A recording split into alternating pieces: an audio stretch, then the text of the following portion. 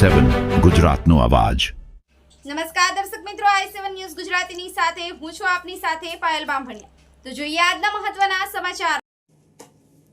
ઝાલોદ તાલુકાના તેતરિયા ગામે પાણી પુરવઠા વિભાગ દ્વારાના ટાંકા પર MGVCL દ્વારા લાઇટ કનેક્શનની લાઇન પ્રથમ પાણીના વાવાઝોડામાં 5 થી 7 થાંભલા પડ્યા।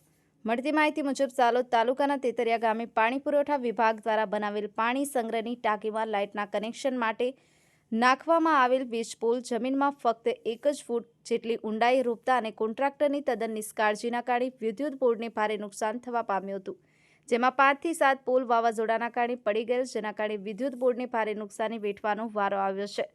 તાંત્રિક દ્રષ્ટિએ પણ ચકાસણીમાં નિષ્કાળજી જોવા મળે છે, તો જવાબદાર પાસે જરૂરી નુકસાની વસૂલ કરી વિદ્યુત બોર્ડને ભરપાઈ કરવાની થાય। હવે જોવું રહ્યું કે વિદ્યુત બોર્ડ કેવા નિર્ણય લેશે તે જોવું રહ્યું। કોન્ટ્રાક્ટર સાથે વાતચીત કરતા પથ્થર આવેલ હોય, ઊંડાણ ખોદાયું નથી અને અમને એવો કોઈ ભાવ મળતો નથી એવું જણાવી અને તેમનો બચાવ કરી JB વિભાગના માથે ટોપલો નાખેલાનું જણાઈ રહ્યું છે।